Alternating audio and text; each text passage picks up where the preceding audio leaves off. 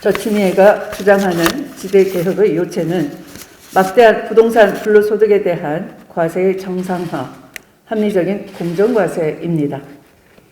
이를 통해 마련된 재원으로 사회배당, 공공복지, 공공임대주택, 청년 일자리에 사용해 양극화와 불평등을 완화하고 새로운 도약과 희망의 사다리를 만들자는 것입니다.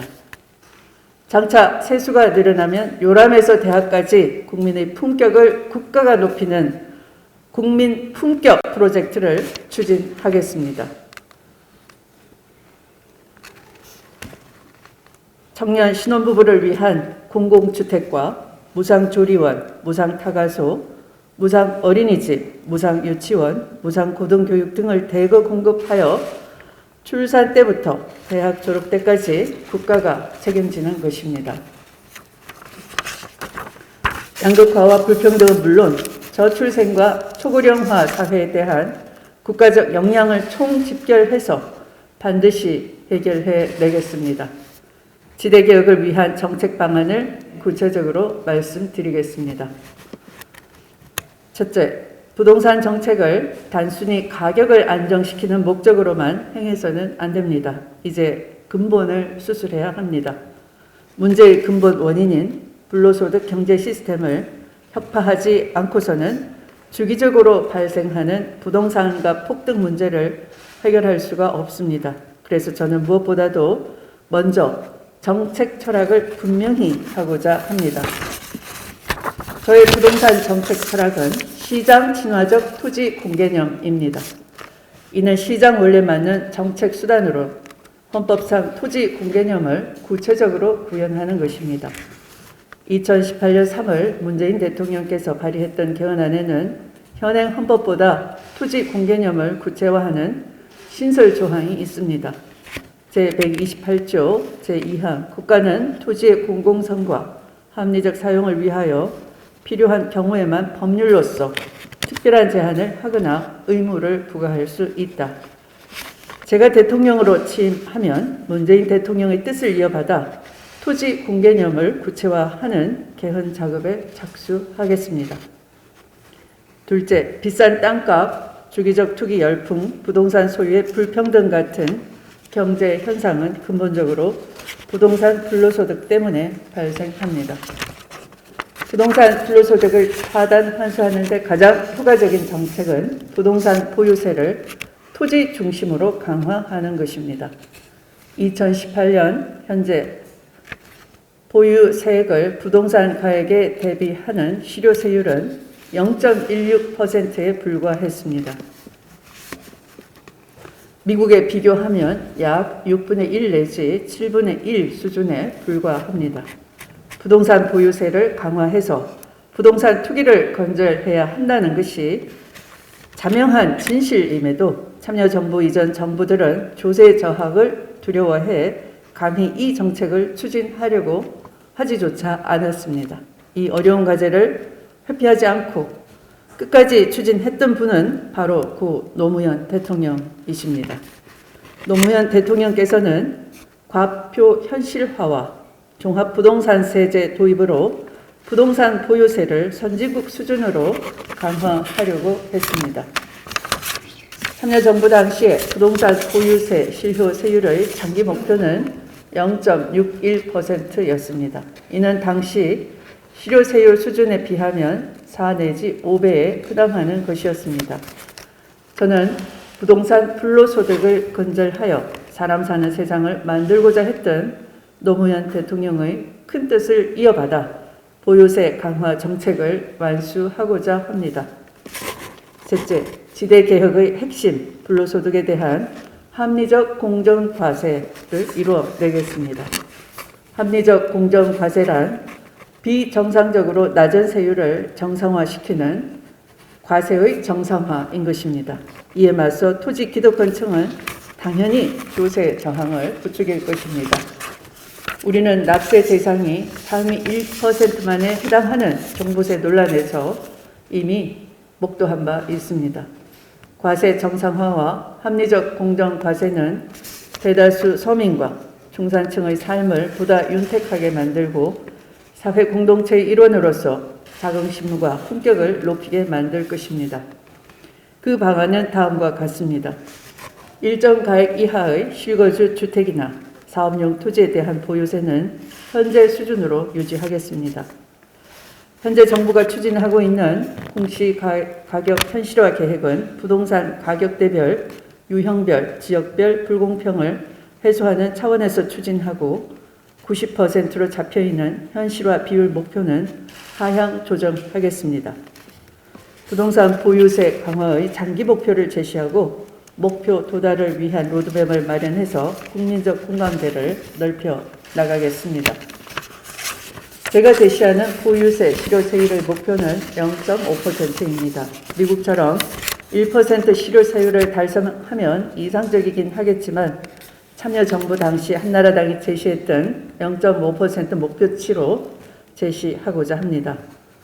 보유세 강화 정책은 주로 주택과다 보유자와 불필요한 토지 빌딩을 소유한 사람을 대상으로 추진하겠습니다. 이를 위해 주택, 나대지, 빌딩 부속 토지를 구별하여 각각 합산하는 현행의 용도별 차등 과세 방식을 용도 구분 없이 일률적으로 과세하는 방식으로 전환하겠습니다. 용도별 차등 과세로 세제상 우대를 받고 있는 토지 빌딩 소유자의 보유세 강화는 보유세를 강화하는 것이 마땅합니다. 넷째, 장기적으로 종합부동산세는 국토보유세로 전환하겠습니다. 모든 토지 소유자에게 부과하고 그 세수 증가부될 모든 국민에게 사회적 배당금으로 똑같이 배분하겠습니다. 이는 한간에 알려져 있는 기본소득형 국토보유세와는 다릅니다. 단순히 국가가 특별한 이유 없이 모든 국민에게 현금을 지급하려는 것이 아닙니다.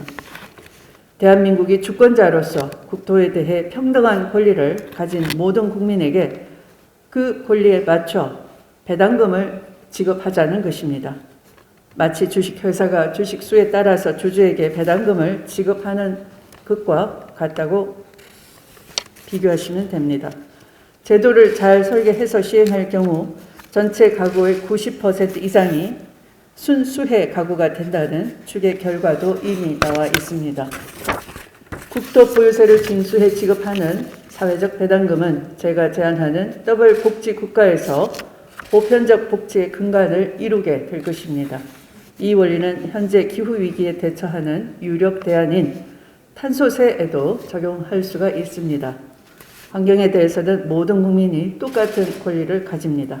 탄소세를 걷어서 그 세수를 모든 국민에게 똑같이 배분하는 것입니다. 탄소 배당으로 알려진 이 제도는 현재 스위스에서 시행 중인데 탄소세 제도에 수반되는 역진성과 조세 저항의 문제를 해소하는 데도 큰 효과를 발휘하고 있습니다. 다섯째, 지대는 단지 토지에서만 발생하는 것은 아닙니다. 특권이 존재하는 곳에는 항상 특권 이익, 즉 지대가 발생합니다. 저는 특권 이익이 있는 곳에 우선 과세한다는 것을 조세제도의 중요한 원칙으로 수립하겠습니다. 국토보유세 도입 외에 재벌 대기업 법인세 중과 누진소득세, 상속세, 정여세의 최고 세율을 올리고 탄소세, 빅데이터세 등을 도입 추진하겠습니다. 또한 LH 직원이나 국회의원, 공무원 등이 특수한 지위를 이용해서 취득한 특권 이익은 가능한 모든 법적 수단을 동원해 환수하겠습니다. 여섯째, 보유세를 높이고 거래세를 낮추겠습니다.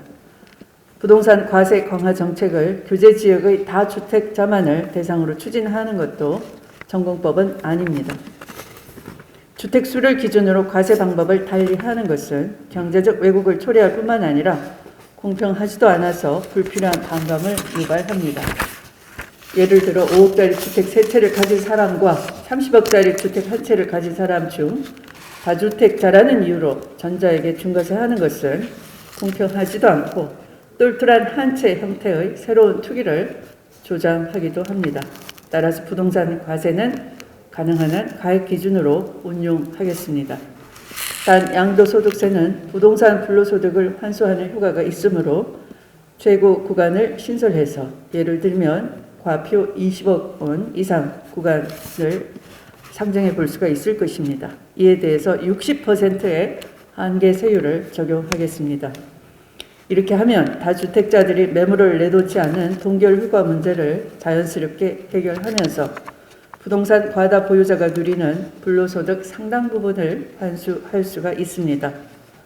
한국 사회 최대의 질곡인 부동산 공화국 현상을 혁파하고 청년 미래 세대에게 다시 꿈과 희망을 돌려줘야 합니다. 지대개혁으로 강고하게 뿌리내린 특권체제와 불로소득 경제 시스템도 걷어낼 수가 있습니다. 주기적으로 한국 사회를 괴롭히던 부동산 투기는 잠잠해질 것이고 부동산으로 인한 불평등과 양극화도 크게 완화될 것입니다. 필요 없는 땅을 사놓고 불로소득을 추구하며 안주하던 기업들도 활발하게 생산적 투자에 나설 것이고 자연스럽게 일자리도 늘어날 것입니다. 일자리가 생기고 집값이 안정되며 요람에서 대학까지 국가가 책임질 것이므로 청년들은 안심하고 결혼해서 자녀를 낳게 될 것입니다. 사람이 땅보다 높은 세상은 이룰 수 없는 꿈이 아닙니다. 정치를 바꾸고 사회 대개혁을 추진하면 이런 세상은 성큼 우리 앞에 다가올 것입니다. 지대개혁으로 사람이 땅보다 높은 세상을 만들 수 있습니다.